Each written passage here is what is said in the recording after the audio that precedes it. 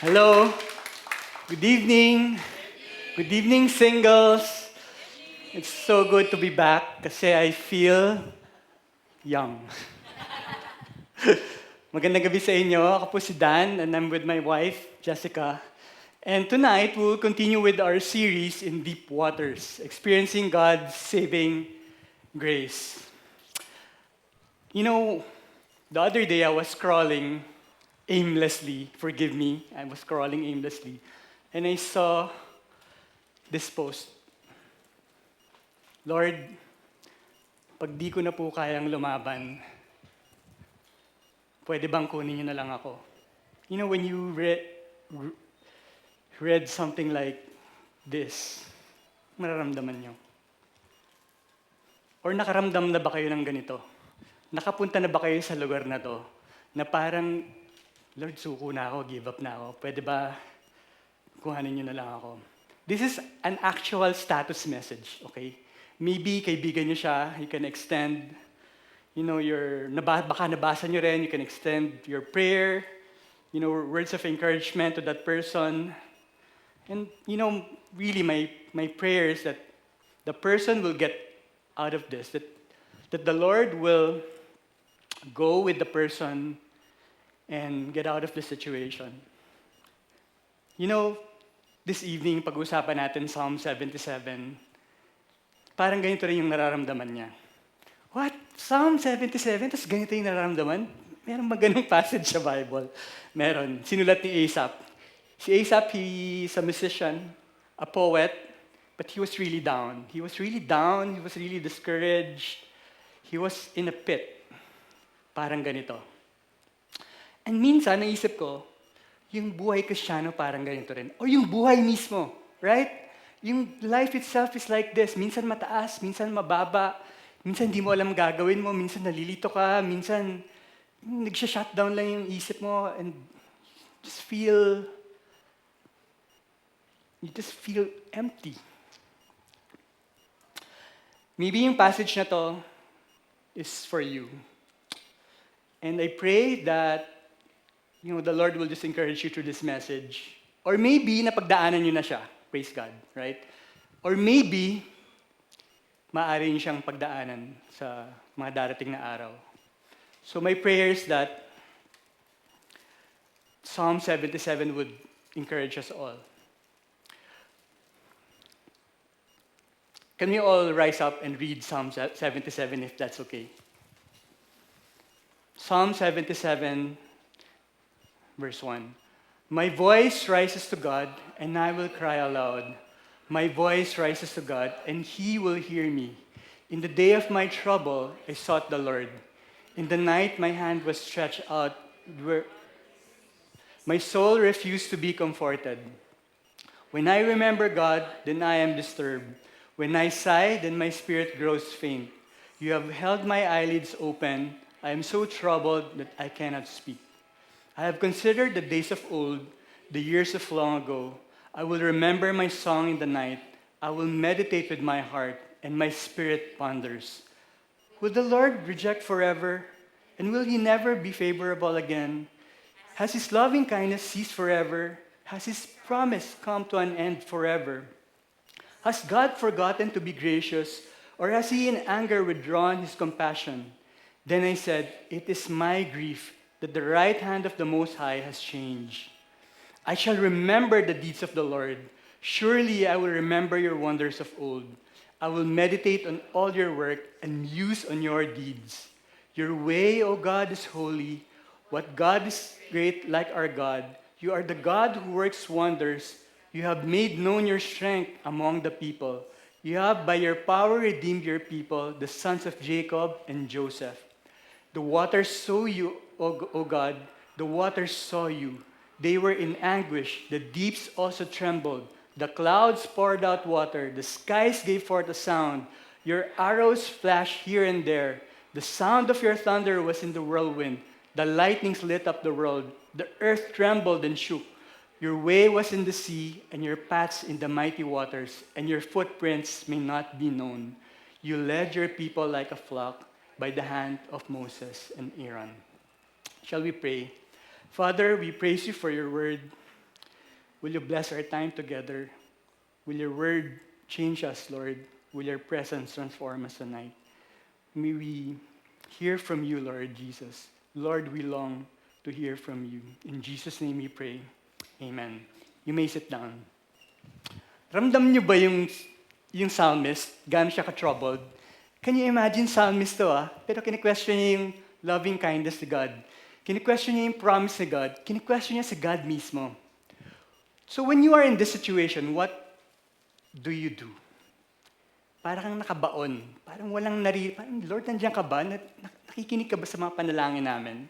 What do you usually do? I'll give you 3 choices. You know, the answer may be obvious. Pero for whatever reason, palaging yun yung last choice natin.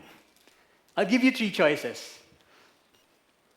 Choice number 1, distract yourself with amusement, entertainment, events, other human beings, basketball, sports, cycling, etc. That's option 1. Option 2, run away from everyone, run away from God. And option 3, delight in God and His Word. Alin kayo dito? Alam niyo, if I would be honest with you, I'm letter A. I like distracting myself with a lot of things, with Netflix, with movies. You know, I'd watch Lord of the Rings kahit na 800 times ko na siya napanood. Kahit director's cut, I'd watch. Sometimes I would go to, music halls or bars na may magaling na banda, and my reason would always be, I want to check out this new music, new band. But in reality, I just want to distract myself from what I'm going through. That's me. That's letter A. Kayo, ano kayo dito? A, B, or C? And the sad reality is, bihira sa atin yung letter C. Or kung may mag-letter C man sa atin, last hurrah palagi. Diba? Ba't kaya ganun? That's reality, right? Yung ang title ng message natin tonight, when we experience these kinds of trouble, we delight in God, in good times and in bad times. Can you say that with me? Delight in God, in good times and in bad times. Pakinggan niyo ulit yung psalmist. Will the Lord reject forever? Will He never be favorable again? Has His loving kindness ceased forever? Sabi niya pa dito, forever, so may forever talaga. Inulit-ulit niya pa, has His promise come to an end forever? Has God forgotten to be gracious? Or has He in anger withdrawn His compassion? Then I said, it is my grief that the right hand of the Most High has changed. Sabi niya dito, nagbago na ang Diyos. Nagbago na ang Panginoon. Nagbago ba ang Diyos? Di ba? Has the Lord changed? Malachi 3:6 says, I am the Lord, I change not. Hebrews 13:8 says, Jesus is the same yesterday, today, and forever. But the psalmist, the writer of the psalmist, si Asaph, here, was obviously doubting God's character. Was obviously doubting God. Ha? Sa Bible ba talaga yan? Psalm ba talaga yan? Nung nabasa ko, parang, sinasabi ba talaga ito ni Asaph kay God? Di ba siya natatakot? Di ba? Yeah. You know that the book of Psalms is written by imperfect people like you and me. Like David. For the most part, David wrote it. Moses wrote it. These are imperfect people. And they wrote Psalm. And they were being honest with God. Parang ganito, Lord, pag di ko na po kayang lumaban, pwedeng kunin niyo na lang ako. Do you know a Bible character na nagsabi ng ganito? Sino? Meron kayong prize. Joke lang. Walang prize. Si Elijah. You remember Elijah? James described Elijah was a man with nature like ours. Katulad lang natin. Similar passion, similar feelings, similar weakness, similar strength. Just like you and me. Elijah was a man with a nature like ours. He prayed earnestly that it would not rain, and it did not rain on the earth for 3 years and 6 months. Then he prayed again, and the sky poured rain, and the earth produced its fruit. Can you imagine si Elijah, prophet, magpipray siya, hindi uulan. Pray ulit siya, uulan. Can you imagine God working through him? And yet, you know what happened to Elijah, right? Sabi ni Elijah sa dulo, it is not enough. It is enough now, O Lord. Take my life, for I am not better than my fathers. Lord, take my life. Ayoko na to. Kunin mo na ako. Similar to our status message. Grabe si Elijah to, prophet ni God. Si Elijah nade-depress din pala. Kala natin tayo lang. But, even a prophet of God, natatakot din, nade-depress din, nalulungkot din, nagkakaproblema rin, nagkaka-trouble rin. So, hindi tayo nag-iisa. Sabihin mo sa kapatid mo, katabi mo, hindi ka nag-iisa. Okay? So, hindi natin pag-aaralin yung buong buhay ni Elijah kasi kulang yung oras natin. Okay? So kung nandito ka, what does the Bible teach us? How do we get out of this rut? How do we get out of this hurdle? The light in God in good times and in bad times. How? Let's start with the not so obvious according to Psalm 77. The light in God by shifting your focus from yourself to God. The light in God by shifting your focus from yourself to God.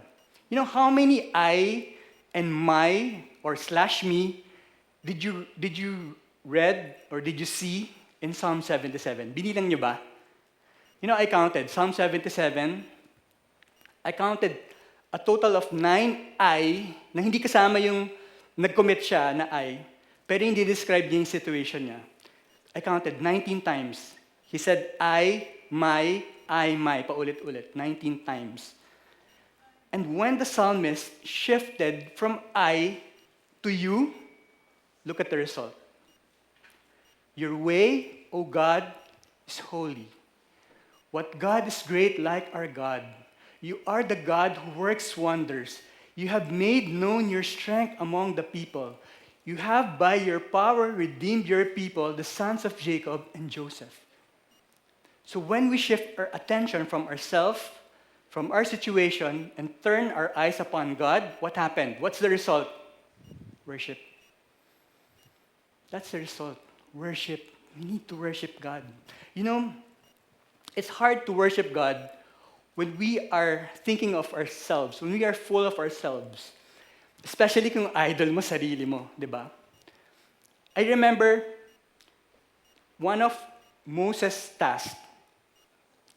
The primary task of Moses is to bring the whole nation of Israel out of Egypt into the promised land, right? And part of his task is to bring them out also so that they can worship God without distraction. To bring them out of Egypt so that they can worship God with no distraction. Why? Because Egypt has so many gods. Right? And na-influence sila ng mga gods na to. Ng mga pagan gods na to. And hindi lang yon. Hindi lang pagan gods yung nagiging God na nila. Comfort, nagiging God na nila. Work, nagiging God na nila. Security, nagiging God na nila. Maybe yung food sa Egypt, masarap, nagiging God na nila yun. Maybe yung architecture sa Egypt, yung engineering sa Egypt, nagiging God na rin nila. So yun yung way of life nila. So that's why Moses had to bring them out of Egypt so that they can focus on one thing, worship God, no distraction. And the psalmist is saying the same. Stop thinking of yourself so that you can focus on worshiping God. I remember a Bible character na ganito. Nakafocus na siya kay God, pero bumalik pa. Tinignan niya yung sitwasyon niya. Sino yun? Any guess? Peter. Yeah. In Matthew 14:20 to 33, Peter said to him, Lord, if it is you, command me to come to you on the water. And he said, come. And Peter got out of the boat and walked on the water and came toward Jesus. But seeing the wind, he became frightened. And beginning to sink, he cried out, Lord, save me. Immediately, Jesus stretched out his hand and took hold of him and said to him, you of little faith, why did you doubt? When they got into the boat, the wind stopped, and those who were in the boat worshiped him, saying, "You are certainly God's Son." Sayang, no? Nandun na si Peter, naglalakad na siya. Pero anong nakita niya? Ang laki ng alon. Ang lakas ng hangin. Malulunod ako. Hindi niya nakita kasama niya si Jesus sa water. Tinatawag siya. Ang nakita niya yung trouble niya, yung challenges niya. So that's why he started to sing. You know, I remember a song. I'm sure you all know this song. And I pray when you are in this rut, you would remember this song. Kantahin niyo siya when you are in trouble. What is this song? Turn your eyes upon Jesus. Look full in his wonderful face. And the things of earth go strangely dim in the light of his. That's a good song to remember, right? When you are in a rut, in a ditch, sing, turn your eyes upon Jesus. What's our message? Delight in God in good times and in bad times. How? By shifting your focus from yourself to God. You know, when I was reading this psalm, nakita ko siya, sobrang simple lang nun, di ba? Ba't di ko ma-apply? Di ba? Sobrang simple lang nun. Sige, let's continue. Number 2, by remembering the deeds of the Lord. How do we delight in God? By remembering the deeds of the Lord. Psalm 77:11 says, I shall remember the deeds of the Lord. Surely, I will remember your wonders of old. Ano ba kayo naalala that the Lord move into your life? That you saw His hand mightily move in your life? Can I tell you one story? During pandemic, hindi ko talaga makakalimutan to. During pandemic, the height of Delta, average 13,000 people getting infected to 15,000 a day getting infected. And one afternoon, I received a call from the office mate of my tatay. Sabi niya, yung tatay mo nasa ospital. Ha? Bakit nangyari? Na-stroke siya in the heat of the afternoon. Alam mo, unang pumasok sa isip ko, patay. Kasi people were lining up sa ospital during that time. And sure enough, pagdating ko doon,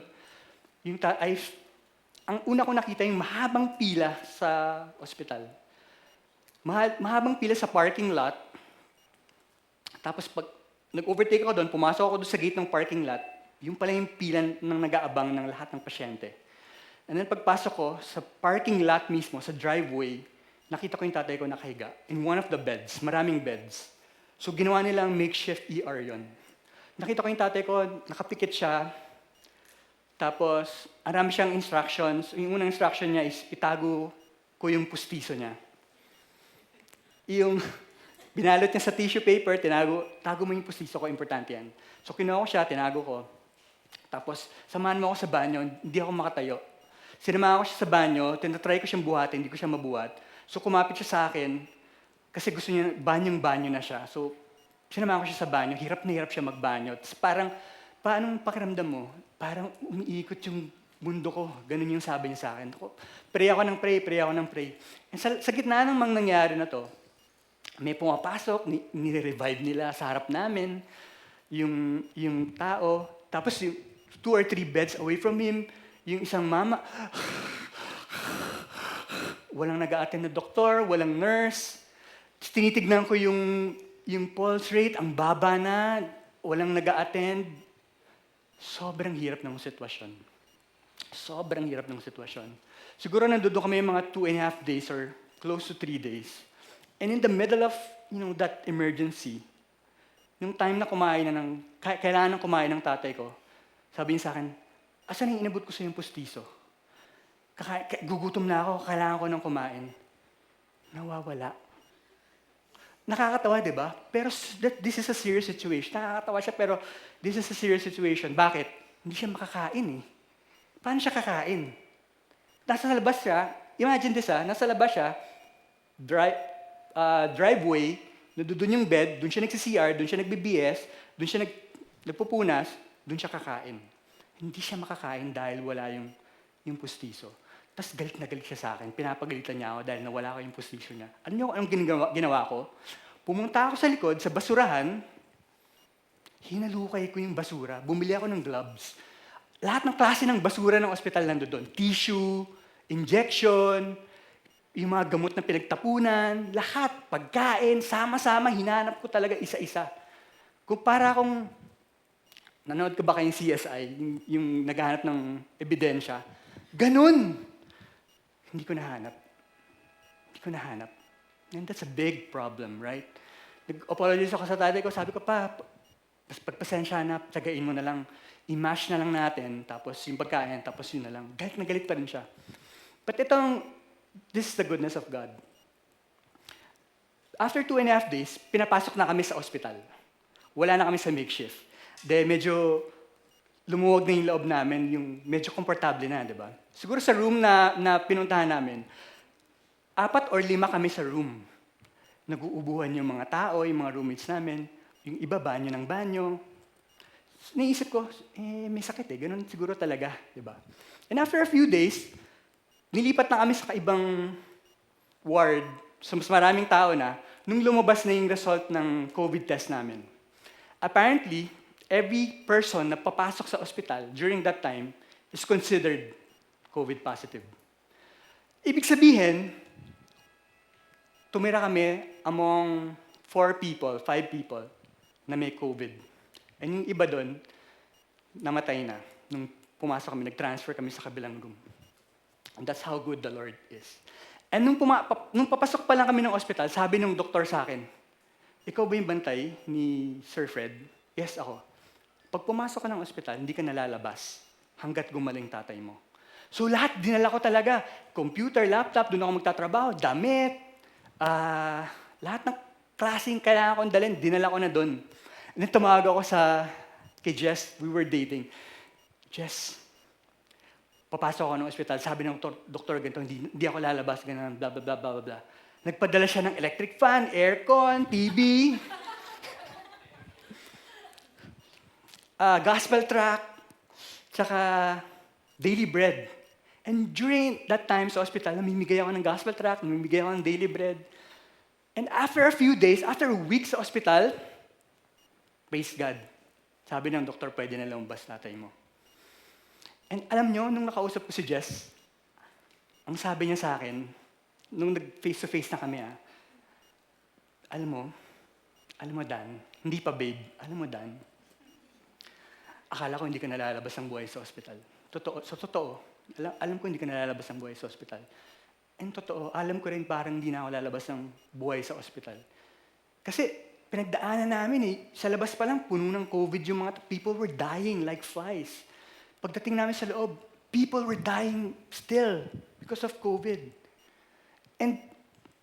And pagpasok ko doon, ako may asthmatic pa ako, may asthma ako, so medyo susceptible ako with COVID. So, akala ni Jess talaga, tapos na yung buhay ko during that time. But God was so good. He protected us. He delivered us from the pandemic. And praise God. Yun palagi naaalala ko. Praise God.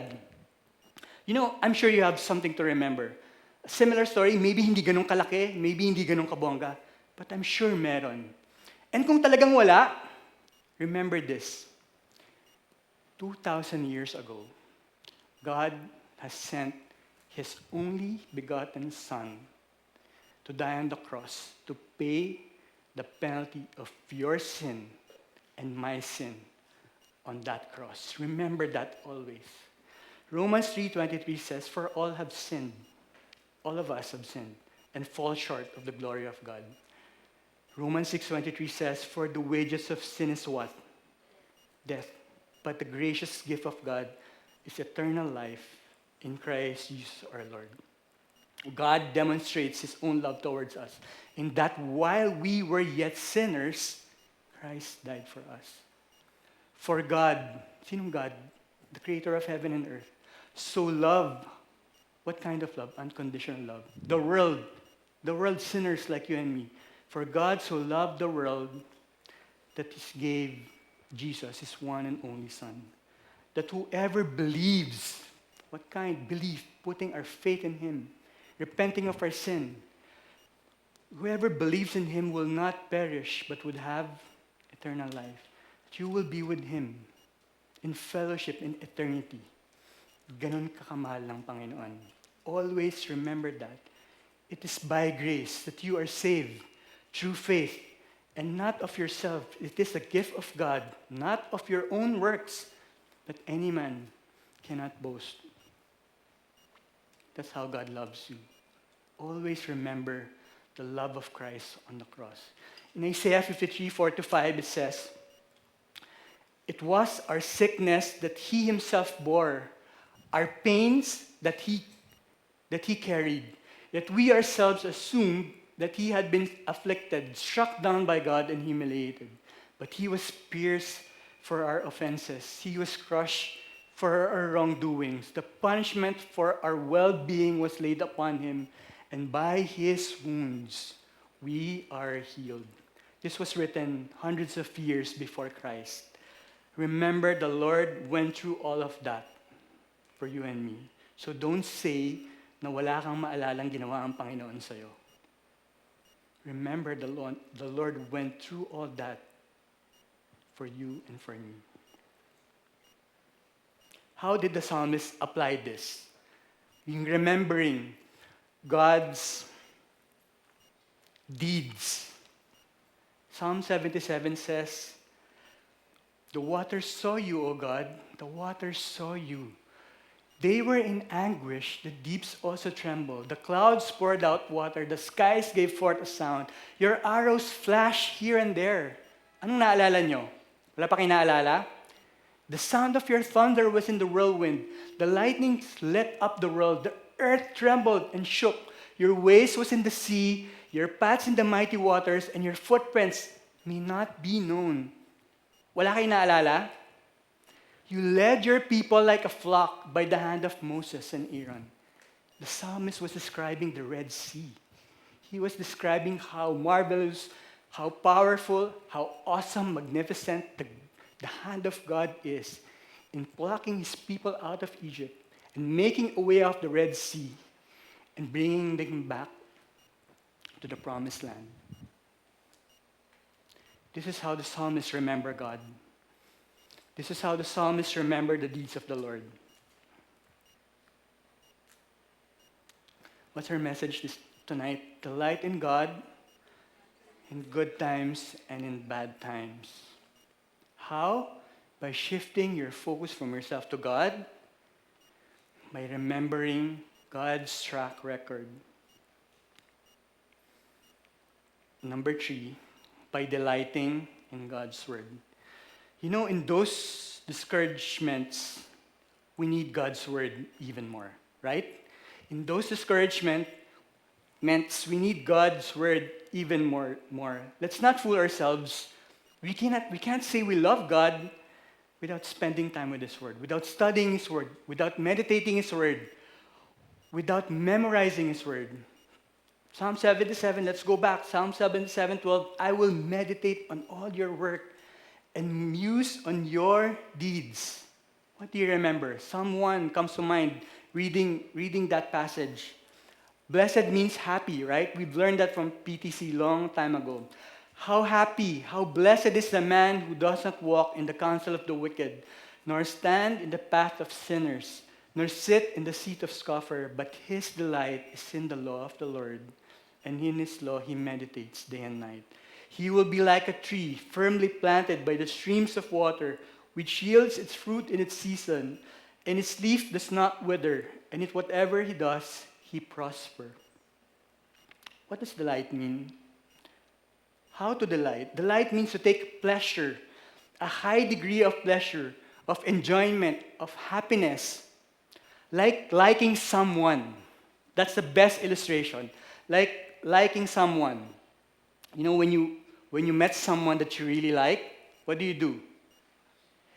You want to take time with that person, right? You want to spend time with that person. Inaabangan mo siya. Kumbaga sa pagkain, ayaw mo agad ubusin, di ba? Meron kang favorite food, ayaw mo siya agad ubusin, hinahanam-nam mo siya, chewing it well, paunti-unti. Ganun din when you like someone, right?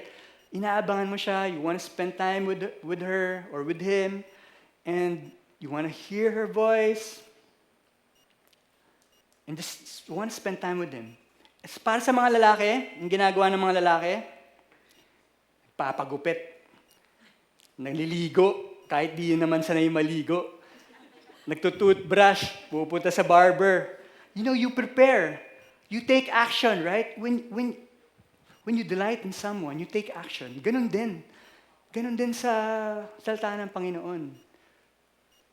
When we delight, we take action. We spend time. Alam niyo yung mga lalaki, di ba pag may gusto, kung gusto talaga eh. Kahit sinasabi na ng barkada niya, pare, hindi kayo bagay, hindi kayo sasagutin yan. Abang pakialam mo. Di ba? Bakit? Love life ko to eh. Pupunta pa rin sa bahay, kahit maraming, ang tawag doon, sagabal or against. You know, kahit may great wall, laban tayo dyan. Di ba? Kung gusto mo yung tao, walang great wall dito. Gusto mo eh. Ganon din sa salita ng Panginoon. You know, quoting John Piper, fight for delight in spending time with His Word, with God's Word, in meditating on His Word. Fight for delight. Look at the words of the psalmist. I shall remember the deeds of the Lord. Surely I will remember your wonders of old. I will meditate on all your work and muse on your deeds. Hindi sinabi na, these are intentional words, right? I will. Surely, I will do. Hindi siya yung, kailan ka magka-quiet time? Bahala na, kung meron ng opportunity. Kung kailan may oras. Hindi siya ganun. Sabi dito, I will spend. I will remember. Surely, I will remember. When you will read, pag meron ng oras, opportunity, hindi ganun. You need to carve out time. You need to put it in your schedule. You need to prioritize it. 3 things when it comes to God's Word. 3 things. When, where, how. Yun lang 3. Palagi nyo tandaan. When, where, how. When. Mag-set ka ng date. Gising sa umaga or pag uwi sa office. It doesn't matter. The psalmist says, he meditates day and night. Hindi naman kailangan day and night. But if you can do it day and night, perfect, right? But if you can do it in the morning, why not? Go ahead, right? Prioritize God's Word. Where? Isa lang ang suggestion ko on where. Basta malayo dapat sa cellphone. Right? Kasi kung katabi mo cellphone mo, kahit na napaka-peaceful niya, napaka-quiet, napakaganda ng lugar, sigurado, you will be distracted. Like the Israelites, right? You will be distracted. So basta find anywhere that's peaceful, relaxed, quiet, na malayo sa cellphone. How? I suggest, if you haven't started your quiet time, read the book of John. It's a beautiful book about Jesus. Read the book of John, and then on the side, read the book of Psalm. Example, tomorrow is your first day of quiet time. Pagising ko sa umaga, what's my plan? At 6 a.m., I will open the book of John and read the book of John. And after reading the book of John, read Psalm chapter 1. Hanggang matapos niyo yung book of John, kasabay ng Psalm. Siyempre, mas maraming chapters yung Psalm, di ba? Kasi 100 plus siya. So, tapusin niyo na yung Gospel, side by side with the Psalm. Tapos, kung kaya pa, i-extend niyo na tapusin yung New Testament. And that's a good start, right? The New Testament together with the book of Psalm. How? Paano? Ask yourself 2 questions. Who are you, Lord, in this passage? And I got this from Pastor Peter Tanchi. Lord, who are you in this passage? Sino ka? What are you like? What's your character? And then, second part, ask yourself, Lord, what do you want me to do? Yun lang, dalawa lang. Who are you in this passage, Lord? What do you want me to do? Gusto niyo ba mag-sample? Yung sample? Sige, sample. Let's all read Matthew 14, 25 to 33. May quiz tatanungin ko kayo isa-isa, so you need to be prepared. Sige, let's read. Matthew 14:25 to 30. In the fourth watch of the night, he came to them walking on the sea. When the disciples saw him walking on the sea, they were terrified and said, "It's a ghost!" And they cried out in fear. But immediately Jesus spoke to them, saying, "Take courage, it is I. Do not be afraid." Peter said to him, "Lord, if it is you, command me to come to you on the water." And he said, "Come." And Peter got out of the boat and walked on water and came toward Jesus. But seeing the wind, he became frightened and beginning to sink. He cried out, "Lord, save me." Immediately Jesus stretched out his hand and took hold of him and said to him, "You of little faith, why did you doubt?" When they got into the boat, the wind stopped. And those who were in the boat worshiped him, saying, "You are certainly God's Son." Okay, who is Jesus in this passage? God's Son, that's one. What else? Who is Jesus in this passage? Anyone?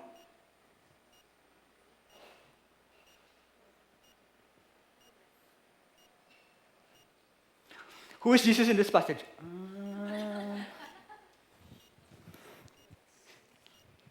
The wind and the waters obey him, right? He is omnipotent, all-powerful. Even the waves and the winds obey him. What else? Who is Jesus in this passage? Savior. Creator.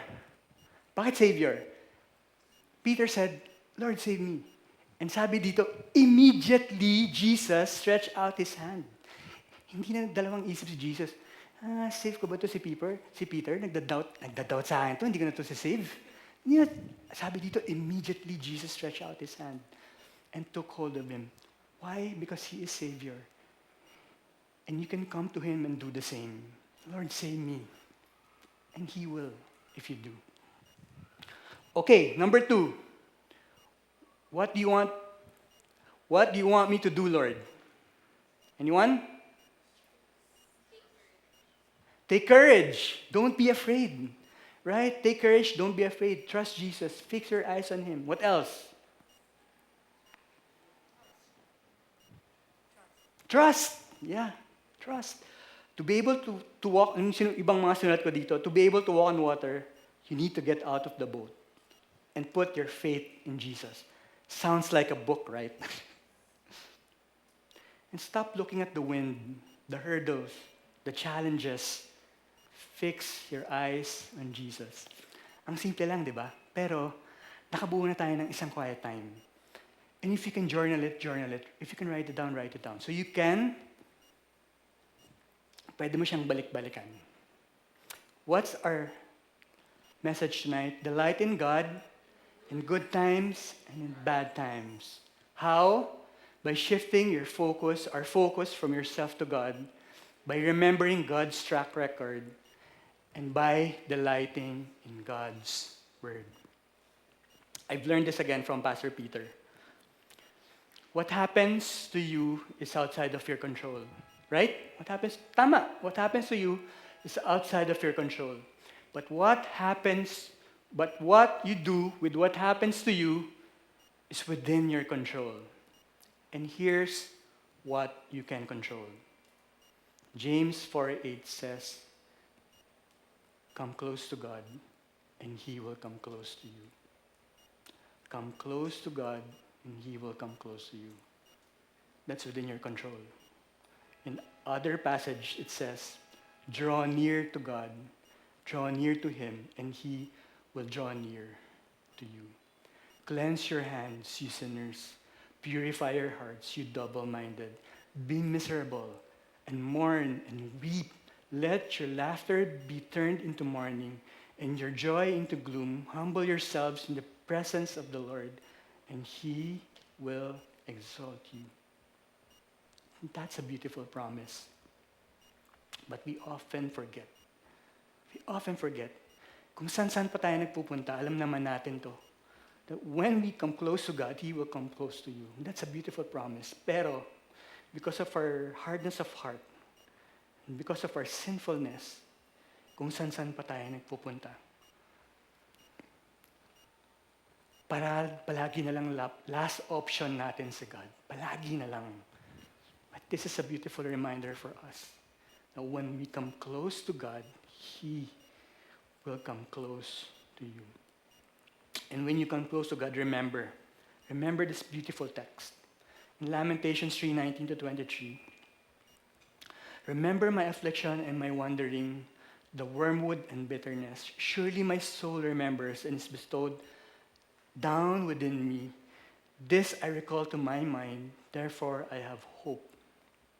The Lord's loving kindness indeed never cease, for His compassions never fail.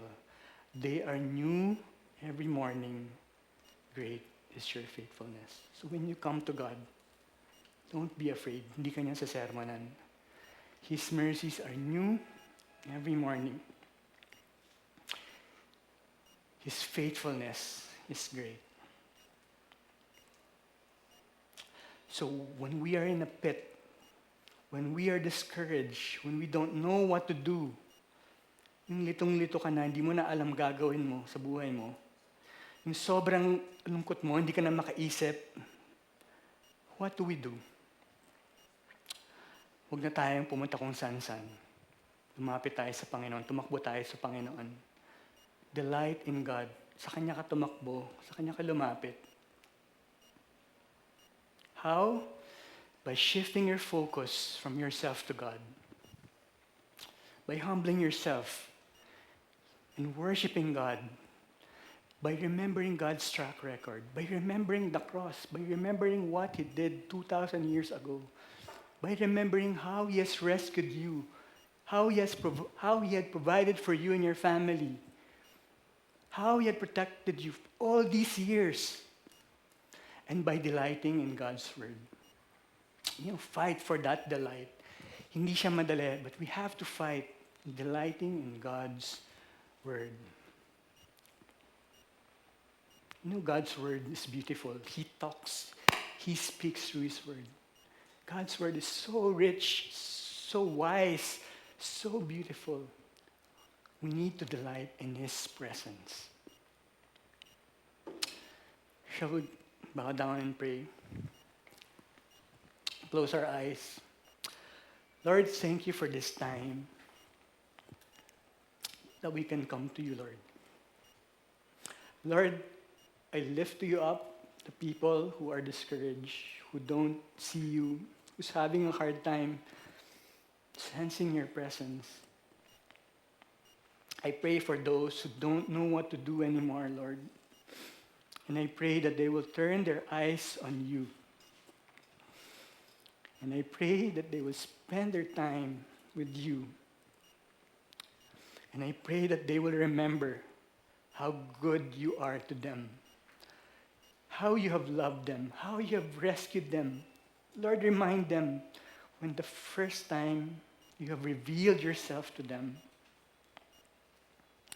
Panginoon, salamat. And for those of us who are not struggling, I pray, Lord, that we will remember this message so that when the time comes, Lord, we will not run away from you, but we will come to you in humility, in worship, in full surrender, Lord, trusting your plan, trusting that you are sovereign and in control. Because that's what you are, Lord. You are sovereign and in control. And you have a plan for each one. Salamat that you have loved us unconditionally. Salamat for the cross. That 2,000 years ago, you have sent your only begotten Son, Jesus, to die for the penalty of our sins in behalf of us. For that, Lord, we are truly grateful. Salamat, in Christ we are redeemed. We are free. We are loved unconditionally. Salamat, Panginoon. In Jesus' name we pray. Amen.